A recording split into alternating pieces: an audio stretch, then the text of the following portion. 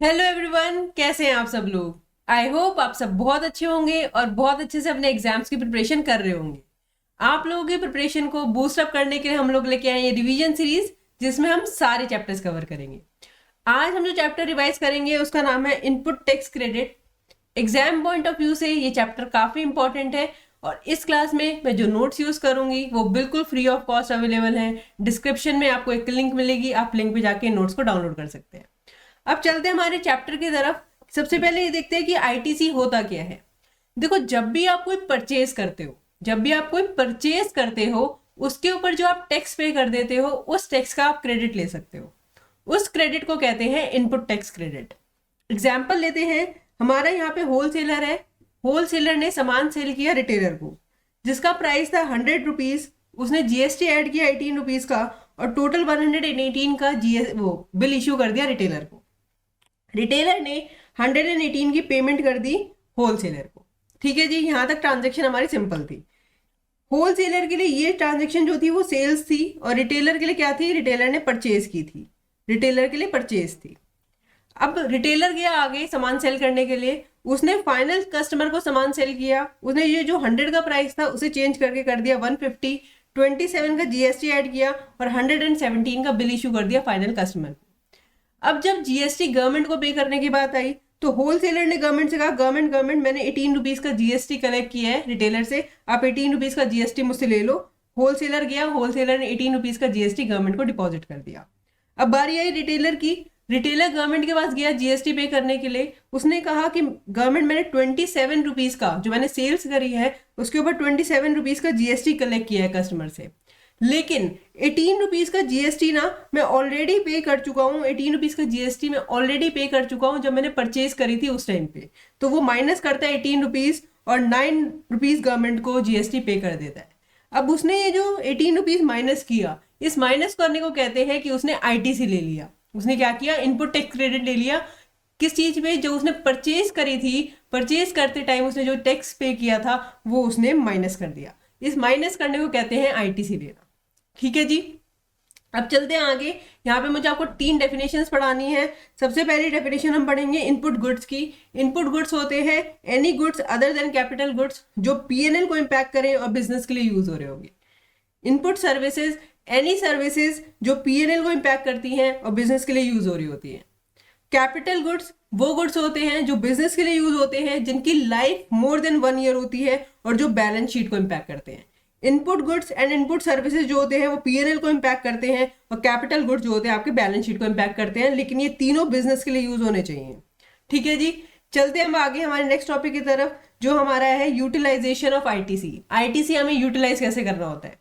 अगर देखो आपके पास आईजीएसटी का क्रेडिट है, आईजीएसटी का अगर आपके पास क्रेडिट है तो सबसे पहले वो यूज होगा आईजीएसटी की लाइबिलिटी सेटल करने के लिए। उसके बाद सीजीएसटी एंड एसजीएसटी की लाइबिलिटी सेटल करने के लिए यूज हो सकता है एनी रेशो, किसी भी रेशो में, कोई दिक्कत नहीं। आप किसी भी रेशो में करो, 50-50 रेशो करो, 40-60, आपकी मर्जी है, कोई दिक्कत नहीं है। उसके बाद आता है सीजीएसटी का क्रेडिट। सीजीएसटी का क्रेडिट सबसे पहले सीजीएसटी की लाइबिलिटी सेटल करने के लिए यूज होता है, उसके बाद आईजीएसटी की लाइबिलिटी सेटल करने के लिए यूज हो सकता है। नेक्स्ट हमारे पास एसजीएसटी एंड यूटीजीएसटी का अगर हमारे पास क्रेडिट होता है तो एसजीएसटी एंड यूटीजीएसटी की लाइबिलिटी सेटल करने के लिए सबसे पहले यूज होगा। सेकंड नंबर पे आईजीएसटी की लाइबिलिटी सेटल करने के लिए यूज होगा। यहाँ पे याद रखना कि सीजीएसटी और एसजीएसटी की जो क्रेडिट है वो क्रॉस यूटिलाइज नहीं हो सकते। मतलब आपके पास अगर सीजीएसटी का क्रेडिट है तो एसजीएसटी की लाइबिलिटी के लिए यूज नहीं हो सकता। सिमिलरली अगर आपके पास एसजीएसटी का क्रेडिट है तो सीजीएसटी की लाइबिलिटी सेटल करने के लिए यूज नहीं हो सकता। ठीक है जी, यहाँ तक बहुत सिंपल टॉपिक चल रहा था हमारा। अब हम आगे देखते हैं कि हमारी एलिजिबिलिटी क्या होती है आईटीसी लेने के लिए। क्या क्या कंडीशंस और एलिजिबिलिटी है जो हमें सेटिस्फाई करनी पड़ेगी, तभी हम आईटीसी ले सकते हैं, अदरवाइज हम आईटीसी नहीं ले सकते। एलिजिबिलिटी के लिए हमारे पास 2 कंडीशन गवर्नमेंट ने दी है। सबसे पहली कंडीशन है कि आप रजिस्टर्ड पर्सन होने चाहिए और आपने जो परचेज करी है वो बिजनेस पर्पज के लिए होनी चाहिए।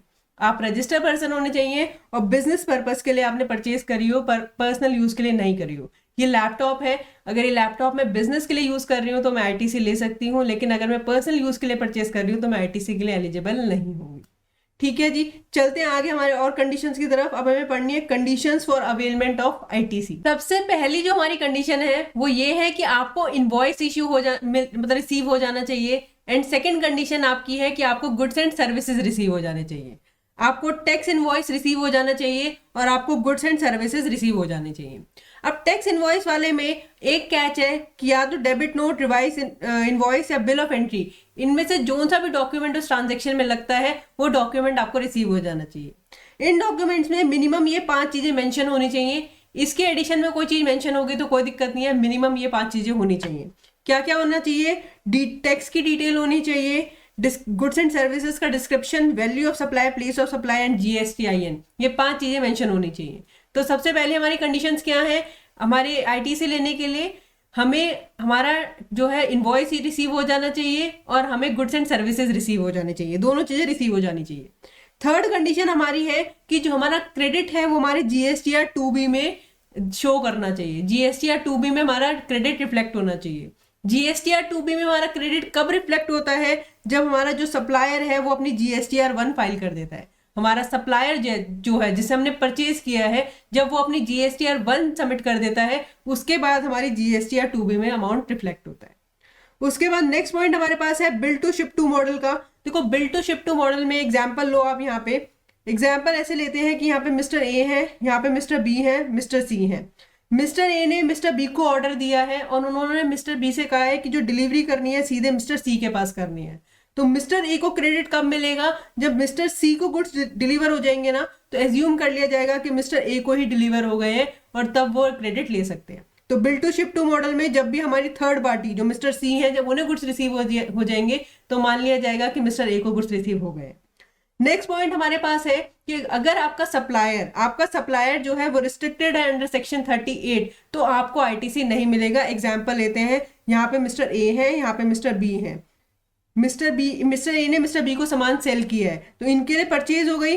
अब अगर मान लो मिस्टर ए जो है हमारे ये रिस्ट्रिक्टेड है अंडर सेक्शन 38, तो हमारे जो मिस्टर बी है उन्हें ITC नहीं मिलेगा। कितनी गलत बात है। रिस्ट्रिक्टेड हमारे मिस्टर ए है और बेचारे नुकसान हमारे मिस्टर बी का और है। तो गवर्नमेंट ऐसा इसलिए करती है ताकि मिस्टर बी जो है मिस्टर ए से परचेज करना बंद कर दे और मिस्टर ए का बिजनेस बंद हो जाए अगर वो अपनी मतलब कंप्लायंस पूरी नहीं करते हैं। तो अगर आपके मिस्टर ए रिस्ट्रिक्टेड है तो मिस्टर बी को भी क्रेडिट नहीं मिलेगा। उसके बाद नेक्स्ट पॉइंट है कि जो हमारा सप्लायर है, मतलब एग्जाम्पल दोबारा लेते हैं, यहाँ पे हमारे मिस्टर ए है, यहाँ पे मिस्टर बी है। मिस्टर ए ने मिस्टर बी को सामान सेल किया है। अब मिस्टर ए ने नेक्स्ट फाइनेंशियल ईयर का सितंबर आएगा, सितंबर ऑफ नेक्स्ट फाइनेंशियल ईयर तक अपनी GSTR 3B फाइल कर देनी होनी चाहिए। अपनी GSTR 3B फाइल कर देनी है। अगर उन्होंने अपनी GSTR 3B next financial year के सितंबर तक फाइल नहीं करी तो जो हमारे मिस्टर बी हैं उन्हें अपना ITC रिवर्स करना पड़ेगा। ठीक है जी। कंडीशन क्या है यहाँ पे कि जो हमारा सप्लायर है उसने अपने नेक्स्ट फाइनेंशियल ईयर के सितंबर तक अपनी GSTR 3B फाइल कर दी हो। अगर GSTR 3B उन्होंने फाइल नहीं करी है नेक्स्ट फाइनेंशियल ईयर के सितंबर तक, तो हमारा जो रिसिपिएंट है उसे अपना ITC रिवर्स करना पड़ेगा। तो ये 6 कंडीशंस थी हमारी ITC लेने के लिए। सबसे पहली कंडीशन हमारी क्या थी? हमें इनवॉइस रिसीव हो जाए, हमें गुड्स रिसीव हो जाए। उसके बाद हमारा जो सप्लायर है उसने अपनी GSTR 1 फाइल कर दी हो, मतलब जो अमाउंट है हमारे GSTR 2B में रिफ्लेक्ट कर रहा हो। Bill to ship to model का मैंने आपको बता दिया कि जब थर्ड पार्टी को डिलीवर होता है तो मान लिया जाता है कि जो सप्लायर है मतलब जो हमारा रिसिपिएंट है उसे रिसीव हो गया है। उसके बाद हमने नेक्स्ट पॉइंट पढ़ा कि हमारा जो सप्लायर है वो रिस्ट्रिक्टेड नहीं होना चाहिए अंडर सेक्शन 38, और हमारा जो सप्लायर है उसने नेक्स्ट फाइनेंशियल ईयर के सितंबर तक अपनी GSTR 3B फाइल कर देनी चाहिए, अदरवाइज जो रिसिपिएंट है उसे अपना ITC रिवर्स करना पड़ेगा। उसके बाद यहाँ पे मैंने आपके लिए कुछ पॉइंट टू रिमेंबर लिखे हैं। सपोज करो मिस्टर ए ने मिस्टर बी को सामान सेल किया है जो लॉट्स में जा रहा है। ठीक है, 1 2 3 4 5 ऐसे लॉट्स में जा रहा है, एक बार में सामान नहीं जा रहा, 5 लॉट्स में जा रहा है। तो ITC कब मिलेगा? ITC मिल जाएगा जब लास्ट लॉट रिसीव होगा ना मिस्टर बी को। जब मिस्टर बी को लास्ट लॉट रिसीव होगा तब मिस्टर बी को ITC मिलेगा। इस पॉइंट में एक कैच रखना कि जो मिस्टर ए है ना उनके ऊपर तो पूरी लायबिलिटी फर्स्ट लॉट पे ही आ जाती है, मिस्टर ए के ऊपर, लेकिन मिस्टर बी को जो ITC मिलता है वो लास्ट लॉट पे मिलता है। तो ये पॉइंट आपको याद रखना है। उसके बाद हमारे पास आ रहा है एक पॉइंट 180 डेज की क्रेडिट का। ये पॉइंट यहाँ पे समझते हैं। सपोज करो मिस्टर ए ने अगेन मिस्टर बी को सप्लाई की, वो क्रेडिट सेल थी, मिस्टर बी ने अभी इन्हें पेमेंट करनी है। अगर मिस्टर बी मिस्टर ए को पेमेंट कर देते हैं विद इन 180 डेज तो ठीक है, कोई दिक्कत नहीं है। लेकिन अगर मिस्टर बी पेमेंट करने में लेट हो जाते हैं तो उन्हें आफ्टर 180 डेज अपना क्रेडिट जो है वो रिवर्स करना पड़ेगा। अगर मिस्टर बी ने 180 डेज के अंदर पेमेंट नहीं करी मिस्टर ए को, तो उन्हें अपना क्रेडिट रिवर्स करना पड़ेगा। लेकिन अगर सपोज करो मिस्टर बी ने पेमेंट कर दी जाके 270 डे पे, 270 डे पे जब वो पेमेंट करेंगे एक दोबारे तो वो उस टाइम पे क्रेडिट ले सकते हैं। ठीक है, क्या हुआ यहाँ पे 180 डेज के अंदर अंदर अगर आपने पेमेंट कर दी तो कोई दिक्कत नहीं है, लेकिन अगर आपने 180 डेज के अंदर पेमेंट नहीं करी तो आपको अपना क्रेडिट रिवर्स करना पड़ेगा, क्रेडिट रिवर्स करना पड़ेगा। लेकिन बाद में फ्यूचर डेट पे जाके जब आप एक्चुअल में पेमेंट कर दोगे तो आप दोबारा क्रेडिट ले सकते हो, कोई दिक्कत नहीं है। तो यहाँ पे ये लिखा हुआ है कि आपको अगर कोई क्रेडिट सेल्स है तो आपको 180 डेज के अंदर अंदर पेमेंट करनी पड़ेगी और रिसिपिएंट यूटिलाइज कर लेगा क्रेडिट को जो फ्यूचर में पेमेंट करेगा। ये वाला जो क्लॉज है वो हमारा रिवर्स चार्ज मैकेनिज्म वाली ट्रांजेक्शन पे एप्लीकेबल नहीं होता। अगर इस ट्रांजेक्शन में आरसीएम लगता, मतलब बी के ऊपर लायबिलिटी आती जीएसटी पे करने के लिए, तो ये वाला पॉइंट एप्लीकेबल नहीं होता। थर्ड जो हमारी कंडीशन है वो है ईदर डेप्रिसिएशन और आईटीसी। देखो एग्जाम्पल लेते हैं इसके लिए कि आप किसी दुकान पे गए और वहां पे आपने एक मशीनरी परचेज करी जिसकी कॉस्ट थी 10 लाख रुपीज, उसके ऊपर आपका जीएसटी लगा 1.8 लाख का और टोटल 11.8 लाख का आपको बिल इश्यू कर दिया गया। अगर आप 10 लाख पे डेप्रिसिएशन क्लेम करते हो तो आप आईटीसी ले सकते हो 1.8 लाख का। लेकिन अगर आप डेप्रिसिएशन क्लेम करते हो 11.8 लाख पे, अपने बुक्स में अपने एसेट क्रिएट किया और उसके ऊपर डेप्रिसिएशन क्लेम करते हैं, तो अगर आप 11.8 लाख पे डेप्रिसिएशन क्लेम कर रहे हो तो ये 1.8 लाख का आईटीसी आपको नहीं मिलेगा। क्या कंडीशन है कि आप कोई एसेट्स परचेज करके लाए, उसे आपने अपनी बुक में कैपिटलाइज कर लिया, अब आप उसके ऊपर डेप्रिसिएशन क्लेम करते हो।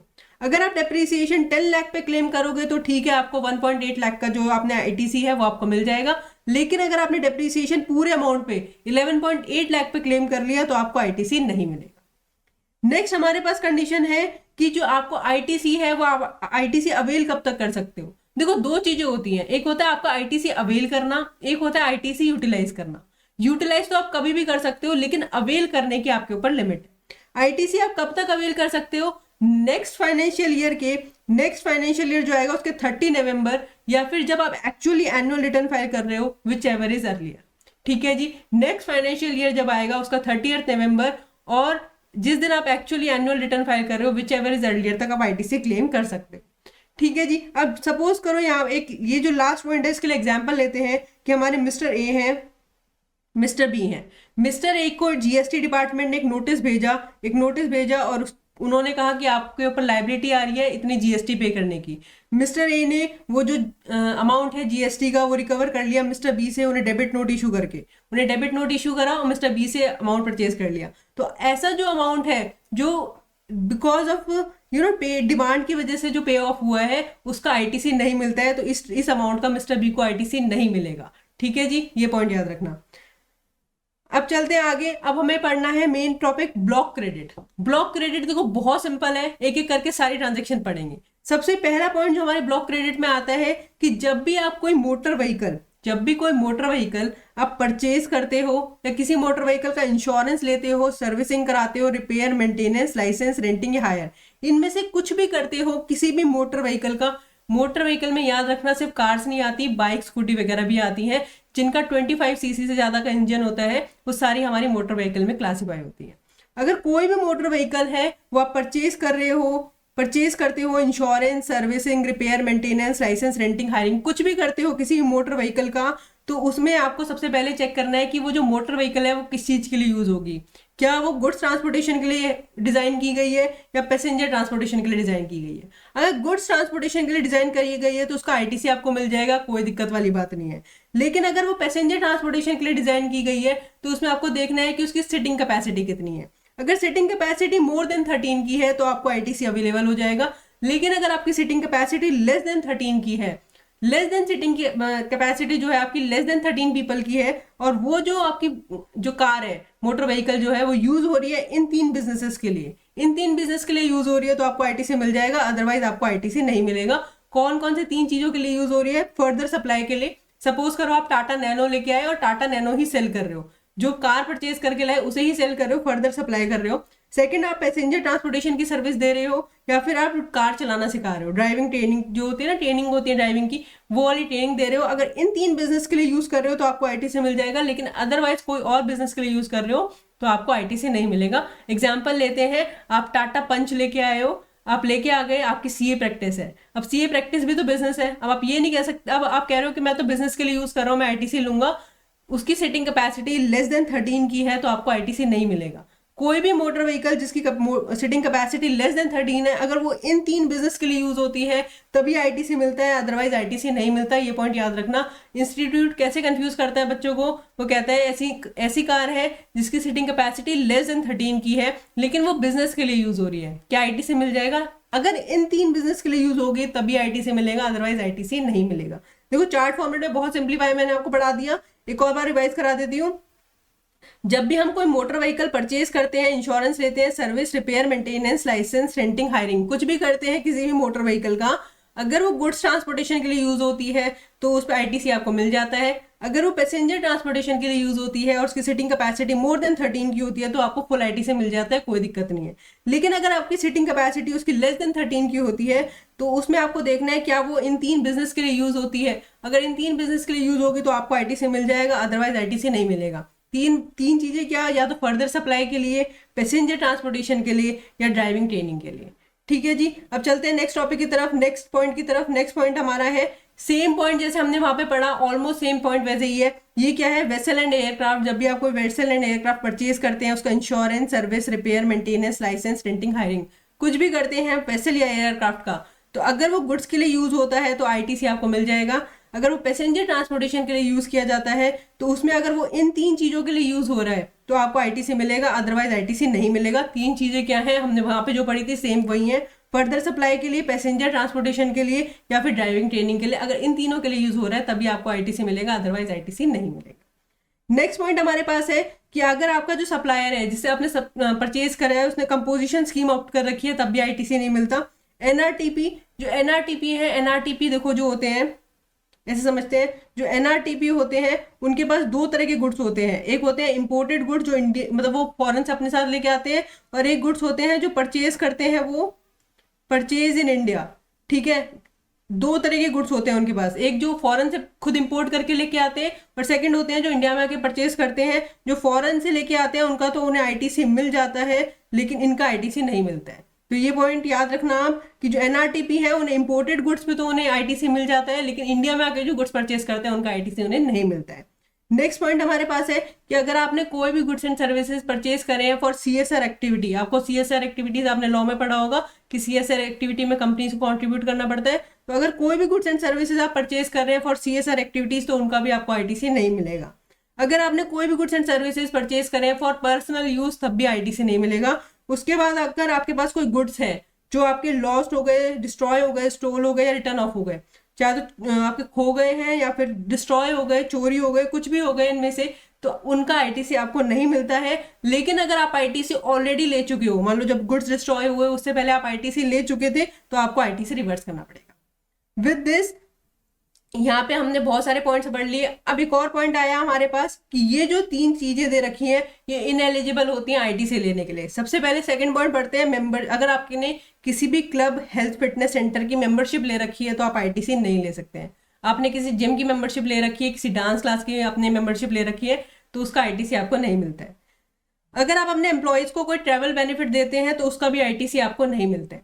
उसके बाद आए हमारे पास ये 6 पॉइंट्स। इन 6 पॉइंट्स जो है food and beverages, outdoor catering, beauty treatment, health services, cosmetic, plastic surgery and life health insurance, अगर ये 6 सर्विसेज हैं और आप ये 6 सर्विसेज परचेज करते हो यही 6 सर्विस अप्लाई करने के लिए, मतलब आपने सपोज करो आपका केटरिंग का बिजनेस है, आपने केटरिंग की सर्विसेज ली और केटरिंग की वही सर्विसेज आगे सप्लाई कर रहे हो तब तो आपको आईटीसी मिल जाएगा, अदरवाइज आपको आईटीसी नहीं मिलेगा। अगर आप सेम सप्लाई कर रहे हो, सेम कैटेगरी की सप्लाई कर रहे हो तब आपको आईटीसी मिलेगा, अदरवाइज आपको आईटीसी नहीं मिलेगा। ये पॉइंट याद रखना, ठीक है। अगर सपोज करो मेरा शूज का बिजनेस है, शूज मैन्युफैक्चरिंग का बिजनेस है, अब मैंने कोई पार्टी थ्रो करी, अब उस पार्टी में मैंने केटरिंग की सर्विसेज ली, केटरिंग की सर्विसेज ली है, अब मैं ये नहीं कह सकती है तो बिजनेस पार्टी थी मैं क्रेडिट ले सकती हूँ, नहीं ले सकती। अगर मेरा केटरिंग का बिजनेस है तभी मैं ले सकती हूँ, अदरवाइज नहीं ले सकती।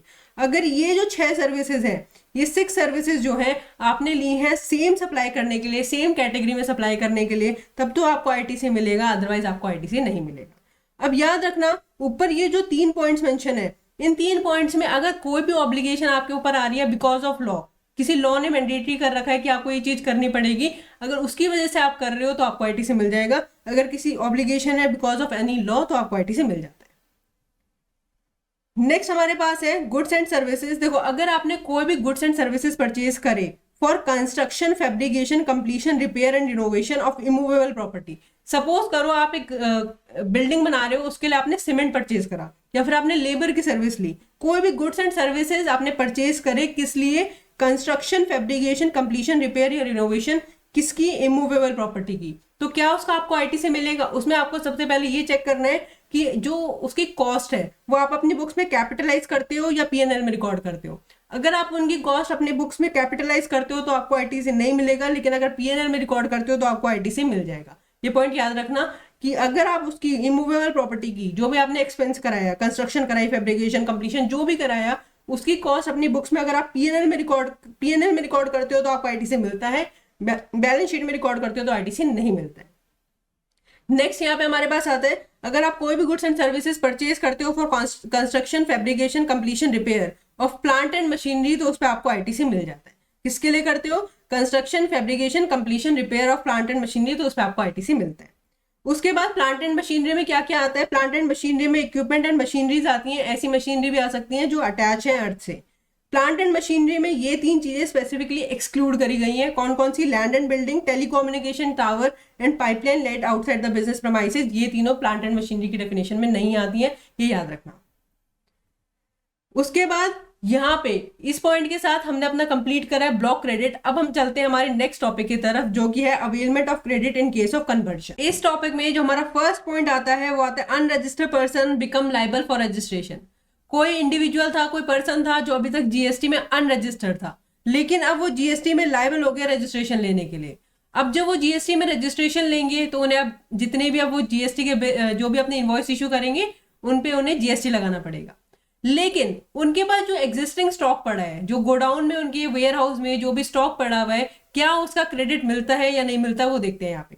देखो, अगर कोई अनरजिस्टर्ड पर्सन है, वो लायबल हो गया रजिस्ट्रेशन के लिए, तो उन्होंने जिस दिन वो जीएसटी में रजिस्ट्रेशन लेने के लिए लायबल हुए उसके 30 डेज के अंदर अंदर एप्लीकेशन अगर कर देते हैं तो उन्हें आईटी से मिल जाता है। कैसे मिलता है? जितने भी उनके, देखो उनके पास अगर इनपुट, 2 तरह के स्टॉक हो सकते हैं। एक हो सकता है उनके पास इनपुट हो सकता है जिसमें raw material, work in progress और फिनिश गुड आएगा, और दूसरा उनके पास कैपिटल गुड हो सकता है।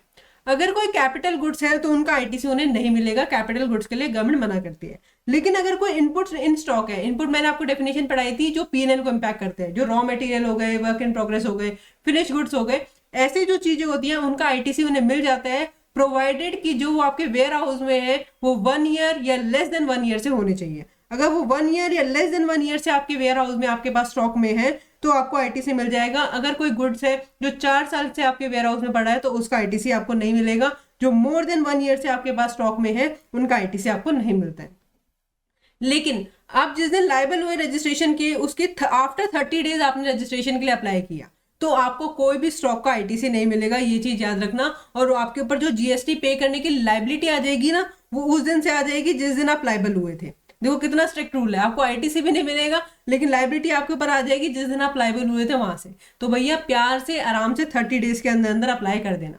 दोबारा एक बार पढ़ लेते हैं कि कोई अनरजिस्टर्ड पर्सन है, वो लायबल हो गया रजिस्ट्रेशन लेने के लिए, अगर उन्होंने 30 डेज के अंदर एप्लीकेशन कर दी तो उन्हें अपने जो इनपुट होते हैं स्टॉक में उनका आईटीसी मिल जाता है। उन इनपुट गुड्स का मिलता है जो लेस देन 1 ईयर से उनके स्टॉक में है।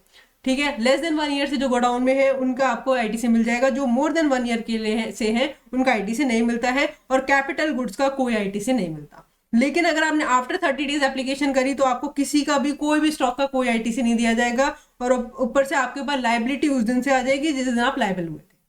अब चलते हैं सेकंड पॉइंट की तरफ। सेकंड पॉइंट हमारे पास है वॉलंटरी रजिस्ट्रेशन। वॉलंटरी रजिस्ट्रेशन, अभी आप जीएसटी में रजिस्ट्रेशन लेने के लिए लायबल नहीं हुए हो लेकिन आप अपनी मर्जी से रजिस्ट्रेशन लेना चाहते हो। अगर आप अपनी मर्जी से रजिस्ट्रेशन लेना चाहते हो तो 2 सिचुएशन आएंगी कि आपके पास स्टॉक में जो है कैपिटल गुड्स भी पड़े हुए होंगे कुछ, और कुछ आपके पास इनपुट गुड्स भी होंगे।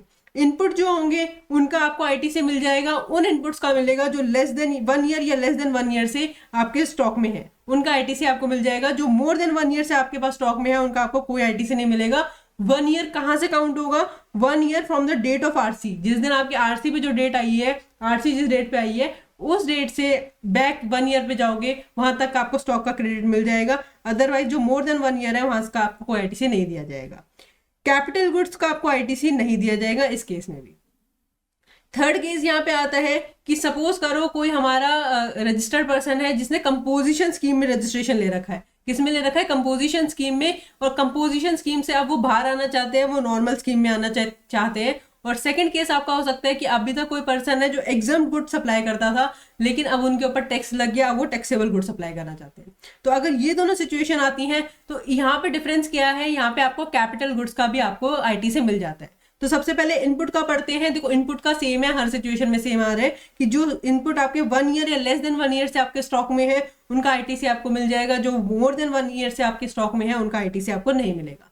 कैपिटल गुड्स जो है उनका भी आईटीसी यहाँ पे आपको मिल जाता है। और कैपिटल गुड्स का आईटीसी आपको कितना मिलता है, टोटल आईटीसी जितना था उतना, उसमें से माइनस करेंगे 5% पर क्वार्टर और पार्ट देयर ऑफ, ये आपको मैं बताती हूँ। सपोज करो आपके पास जो आईटीसी था वो था 1 लाख रुपीज का। कितने का आईटीसी था, 1 लाख रुपीज का। अब उसमें से अभी तक ये जो आपने कैपिटल गुड्स है वो यूज कर लिया है 7 मंथ्स के लिए। 7 मंथ्स में आपके कितने क्वार्टर्स आएंगे, 3 मंथ्स का फर्स्ट क्वार्टर आएगा, 3 मंथ्स का सेकंड क्वार्टर आएगा, तो 6 मंथ्स यहाँ पे कवर हो गए। उसके बाद हमारे पास बचा 1 मंथ। 1 मंथ के लिए भी आपका फुल क्वार्टर काउंट किया जाएगा, एक दिन भी होगा तो आपका फुल क्वार्टर माना जाएगा। तो 1 क्वार्टर यहाँ पे प्लस हो गया, तो 3 क्वार्टर्स हो गए। इसमें से आप कितना माइनस करोगे, 1 लाख इंटू 5% इंटू 3, जो ये अमाउंट आएगा वो 1 लाख में से माइनस करोगे, उतने का आप आईटीसी ले सकते हो कैपिटल गुड में। ये याद रखना कितना माइनस करना है, 5% कितने टर्म, हर क्वार्टर का, हर क्वार्टर या पार्ट देयर। ठीक है जी, यहाँ पे यही लिखा हुआ है मैंने आपको, टोटल आईटीसी जितना होगा, टोटल आईटीसी जो है उसमें से माइनस करेंगे 5% पर क्वार्टर और पार्ट देयर। ठीक है जी। अगर अब देखो नेक्स्ट यहाँ पे पॉइंट हमारे पास आ रहे हैं, कोई एमालगमेशन हो जाता है, कोई सेल्स हो जाती है। सपोज करो मैंने अपना बिजनेस आपको सेल कर दिया, तो मेरा जो अनयूटिलाइज आईटीसी है वो आप यूज कर सकते हो, आईटीसी ट्रांसफर हो जाएगा। अब सपोज करो दूसरा एग्जांपल है कि हमारा बिजनेस डीमर्ज हो गया। ए बी पार्टनरशिप कंपनी थी, पार्टनरशिप फर्म थी, ए अलग हो गए, बी अलग हो गए, तो दोनों अगर 50-50% में डिवाइड हो गए तो दोनों अपने आप में आईटीसी डिवाइड कर लेंगे, प्रोपोर्शनेटली आईटीसी डिवाइड हो जाएगा, प्रोपोर्शनेट आईटीसी ट्रांसफर हो जाएगा। नेक्स्ट यहाँ पे हमारे पास आता है पॉइंट रिवर्स स्विचिंग का। रिवर्स स्विचिंग में क्या होता है, सपोज करो आपने नॉर्मल रजिस्ट्रेशन ले रखा है जीएसटी में, लेकिन अब आप कहते हो यार बहुत हो गया, अब मैं ना अब कंपोजिशन स्कीम लूंगा मैं। अभी तक आपने नॉर्मल रजिस्ट्रेशन ले रखा था, लेकिन अब आप कह रहे हो यार नॉर्मल रजिस्ट्रेशन में ना बहुत सारी कंप्लायंसेज हैं और मैं कंपोजिशन स्कीम के लिए एलिजिबल भी हूँ, तो मैं कंपोजिशन स्कीम लूंगा। दूसरा केस हो सकता है अभी तक आप जो गुड सप्लाई कर रहे थे वो टैक्सेबल गुड्स थे, लेकिन अब वो गवर्नमेंट ने एग्जम्प्ट कर दिए। अगर ये दोनों सिचुएशंस हो जाती हैं, उल्टा हो जाता है, मतलब अभी तक आप नॉर्मल केस में थे, अब आप नॉर्मल से कंपोजिशन में आ रहे हो। इससे पहले जो मैंने आपको पढ़ाया था मैं आप कंपोजिशन से नॉर्मल में जा रहे थे, अब नॉर्मल से कंपोजिशन में आ रहे हो, मतलब रिवर्स गियर में कार चल रही है। तो अगर रिवर्स गियर में कार चल रही है तो आपको आईटीसी भी रिवर्स करना पड़ेगा, और आईटीसी रिवर्स कितना करना पड़ेगा, प्रोपोर्शनेट बेसिस पे करना पड़ेगा। सपोज करो एक जो आपके इनपुट गुड्स हैं उनका तो आप पूरा आईटीसी रिवर्स कर दोगे जो आपके गोडाउन में है। जो आपका कैपिटल गुड है, सपोज करो 1 लाख का कैपिटल गुड्स आप लेके आए थे, अभी तक जो उसकी यूजफुल लाइफ बची है, यूजफुल लाइफ जितनी बची है सपोज 38 मंथ्स की बची है और टोटल यूजफुल लाइफ थी 60, तो इस ऐसे आपको प्रोपोर्शनेट बेसिस पे अपना आईटीसी आपको रिवर्स करना पड़ेगा। नेक्स्ट हमारे पास पॉइंट आता है कैंसिलेशन ऑफ रजिस्ट्रेशन। अगर आप अपना रजिस्ट्रेशन कैंसिल करा देते हो तो आपको आईटीसी रिवर्स करना पड़ेगा जो ऑलरेडी आप आईटीसी ले चुके हो। ठीक है, आईटीसी आपको कितना रिवर्स करना पड़ेगा, देखो इनपुट गुड्स जो होते हैं उन पे आपने जितना आईटीसी ले चुके हो, या फिर अगर उन इनपुट गुड्स को अभी आप सेल करते हो तो जितना आपके ऊपर आउटवर्ड टैक्स पेबल बनता है, विच एवर इज हायर का आईटीसी आपको रिवर्स करना पड़ेगा। कैपिटल गुड्स में जितना आपने आईटीसी अभी जितने रिमेनिंग यूजफुल लाइफ में रह गया, मतलब यहाँ पे जितने हमने कैलकुलेशन करी थी ना, ये कैलकुलेशन करके जितना अमाउंट हमारा अभी रह गया है वो वाला अमाउंट, या फिर आउटपुट टैक्स लायबिलिटी अगर हम मार्केट में अभी सेल करते हैं तो कितना हमें आउटपुट टैक्स बनेगा, विच एवर इज हायर का आपको आईटीसी रिवर्स करना पड़ेगा। ठीक है, दोनों में याद रखना आउटपुट टैक्स पेबल भी आएगा, आउटपुट टैक्स पेबल भी आएगा, मतलब जितने में अभी आप मार्केट में सेल करने जाते हो तो कितने की जीएसटी लायबिलिटी आती है, वो उन दोनों विच एवर इज हायर का आपके ऊपर जीएसटी आपको उतना आईटीसी रिवर्स करना पड़ेगा। लास्ट टॉपिक इस चैप्टर का आ रहा है सेल ऑफ कैपिटल गुड्स। इसके लिए मैं आपको एग्जांपल देती हूँ। सपोज करो आपने कोई मशीनरी परचेज करी थी, कोई मशीन परचेज करी थी जिसके प्राइस था, आपका परचेज आपने करी थी 5 लाख रुपीज की। ठीक है, 4 मंथ्स बाद उससे आपने सेल कर दी, सेल आपने करी 1 लाख रुपीज में। ठीक है, सेल आपने करी, अब जब आपने उसमें परचेज करी थी, जब आपने उसे परचेज करा था तो आपने आईटीसी लिया था 90,000 का, 18% एज्यूम करते हैं कि हमारा जीएसटी रेट 18% है, तो 5 लाख का 18% 19,000 का आपने आईटीसी ले लिया था। लेकिन जब आपने सेल्स करी तो आउटवर्ड जो लायबिलिटी आपके ऊपर आई वो आपके ऊपर आई सिर्फ 18,000 की। ठीक है, आईटीसी आपने 90,000 का लिया था, लेकिन 18,000 ही आप जीएसटी लाइबिलिटी आपके ऊपर आ रही है आफ्टर 4 मंथ्स। अब आप इसे लॉस में सेल कर रहे हो, 5 लाख की चीज 4 महीने बाद आप 1 लाख में सेल कर रहे हो, लेकिन गवर्नमेंट कहती है भैया तुम्हारा लॉस है, हम लॉस सफर नहीं करेंगे। गवर्नमेंट को अपना टैक्स पूरा चाहिए। तो गवर्नमेंट ने क्या कहा कि गवर्नमेंट ने कहा जब भी ऐसी सिचुएशन होती है तो आपको जो कैपिटल गुड्स जो आप सेल करते हो तो उस पर आपको आईटीसी कितना देना है, वो सॉरी आपके ऊपर आउटवर्ड जो लाइबिलिटी आएगी वो कितनी आएगी, या तो 18,000, और दूसरी कैलकुलेशन उन्होंने करी 90,000 माइनस 90,000 इंटू 5% इंटू 2 क्या है, 2 क्वार्टर्स का आ गया। देखो यहाँ पे 4 मंथ्स है, 4 मंथ्स में 3 मंथ्स का 1 क्वार्टर आ गया, ठीक है, और 1 मंथ के लिए भी पूरा 1 क्वार्टर काउंट होगा, तो ये 2 क्वार्टर्स काउंट किए जाएंगे, तो इंटू 2। तो अब ये अमाउंट कैलकुलेट करके जो भी अमाउंट आएगा वो अमाउंट, या फिर 18,000 विच एवर इज हायर की आपके ऊपर जीएसटी लाइबिलिटी आएगी, उतने का आपको जीएसटी पे करना पड़ेगा। ठीक है, यहाँ पे क्या लिखा है, जब भी आप कोई भी सेल्स करते हो कैपिटल गुड्स की, किसकी, इनपुट गुड्स पे ये चीज एप्लीकेबल नहीं है, कैपिटल गुड्स पे एप्लीकेबल है। जब भी आप किसी कैपिटल गुड्स की सेल करते हो तो जितना आपने जीएसटी एक्चुअल में कलेक्ट किया, मतलब 18,000 जो है वो वाला अमाउंट, या फिर आईटीसी जितना आप ऑलरेडी ले चुके हो उसमें से माइनस करोगे 5% पर क्वार्टर और पार्ट देयर ऑफ, ये माइनस करने के बाद इन दोनों में से जो अमाउंट हायर होगा, विच एवर इज हायर, याद रखना लोअर नहीं हायर है, विच एवर इज हायर का गवर्नमेंट को जीएसटी चाहिए, उतने की आपके ऊपर जीएसटी लाइबिलिटी आएगी।